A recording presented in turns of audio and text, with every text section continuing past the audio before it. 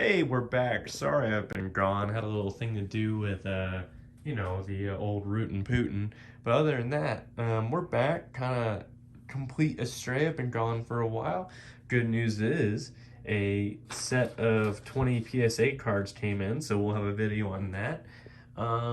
Right now, just kind of going over it. I don't know how, because I've been gone for a long time, but it sure does seem like I almost got way more cards than I had when I left. Not quite certain how that works out. I have a lot of sorting to do. And of course, since I'm back, we'll go ahead and we will start doing giveaways again. So look out for those videos. I am happy to be back. It's amazing.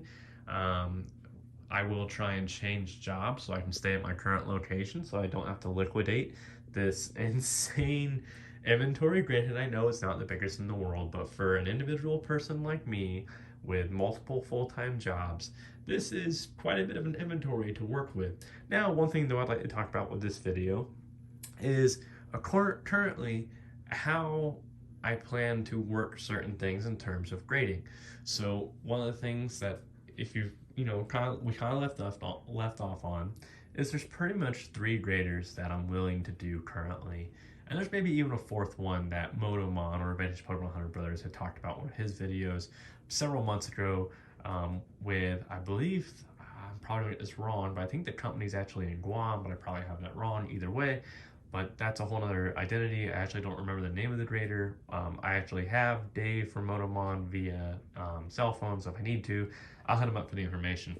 So one thing, of course, I do is I try and separate things. So this is my send to BGS pile. Disregard the Yu-Gi-Oh card. It's just on the shelf. It knows that it's not going with these. So this is my send to BGS pile that I'm currently building up.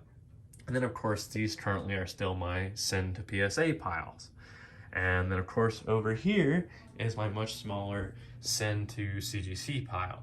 Now, one thing that will change some of these factors is simply the cost involved with each grader.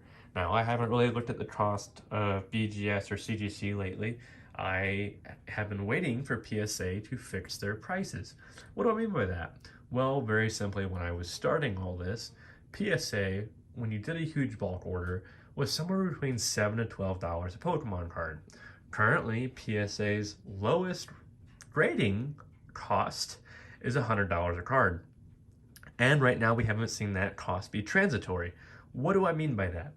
It's very simple. If you look at current eBay costs of PSA graded cards, there are still cards that are PSA graded, even in the 9s and 10s, that go for $10 to $20 a card.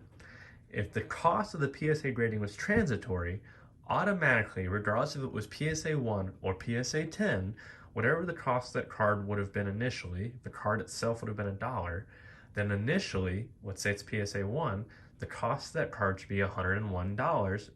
PSA 1 really wouldn't add any value, but because the cost to PSA grade is $100, the cost should be transitory. That currently is the lowest cost to PSA grade. Now, again, I also have other cards lined up currently to be sorted out.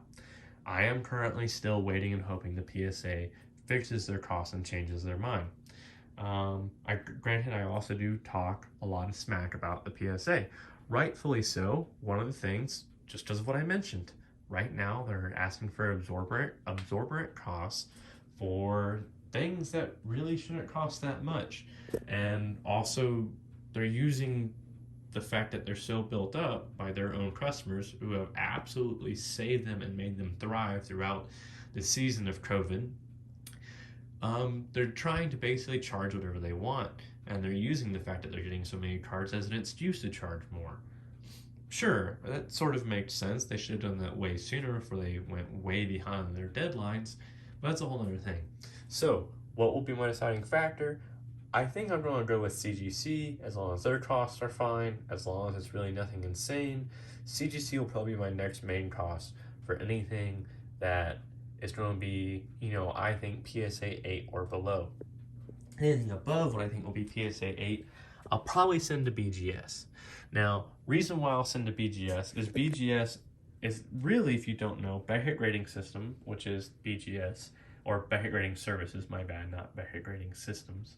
Beckett Grading Services is well, Beckett itself is really the original magazine and publisher and, collectors for Pokemon. PSA, which stands for Professional Sports Authenticators, is really more the original for football and baseball cards and basketball cards. Pokemon just got sorted in there because there need to be other graders back in the day because BGS was not going to be able to handle all the grading services for Pokemon alone. Now, BGS also has its own little thing in regards to sports cards as well. The reason why I always recommend BGS if you have a very perfect condition card is because there's always a chance you can get a BGS Black label. BGS Black label puts you into a higher status quo or higher grading scheme of it's not just a 10, it's a BGS Black label 10. But there's also a standard BGS 10 gold label 10, which is very similar to or considered similar to a PSA 10, but that BGS Black label 10, which is always that small chance you'll get it, is just considered that much more pristine. And so if you have very high condition cards, I always recommend paying the extra couple of dollars to send to BGS. Now, granted, I looked at the BGS prices about a year ago. I don't know if they've also skyrocketed along with PSA. So BGS costs were about $30 per card. So a lot of people don't send to BGS, or at least back in the day they didn't versus PSA, because PSA was only charging about $10 to $12 per card. It's a lot, it's pretty simple math. If you have cards you want to get graded and increase their value, and you have a whole bunch of cards like so, you'd rather just go ahead and take the small hit to where, oh hey, I'll probably get some PSA 8s and 9s. I'll go ahead and pay the $10, $12 per card versus maybe I'll get a BGS 8 to 9. Because really the difference in cost really doesn't start to skyrocket until you start hitting the BGS 10s versus the PSA 10s. And even then it's not always 100% transitory as so.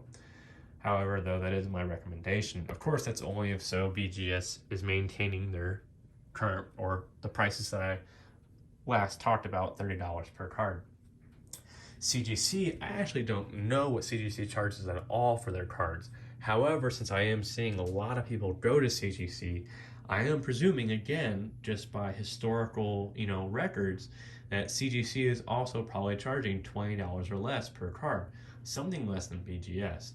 Now, if the CGC is only about a $10 difference, I might go ahead and send all of my CGC cards to BGS as well.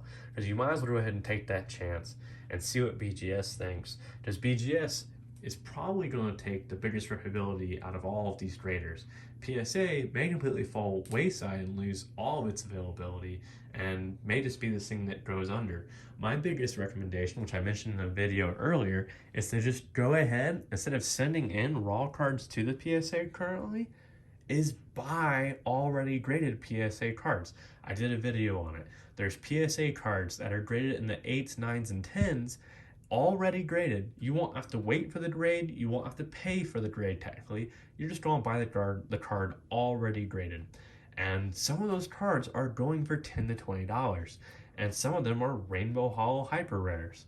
I strongly, strongly, strongly recommend buying those PSA cards if you already have the cash. And especially if it's a card you want, or if you're trying to go ahead and scale up in an investment style. Because eventually, that PSA grade cost is going to become transitory if the PSA grading cost never comes down. Again, as I said, any card, basically, if it's PSA graded, is going to go up $100.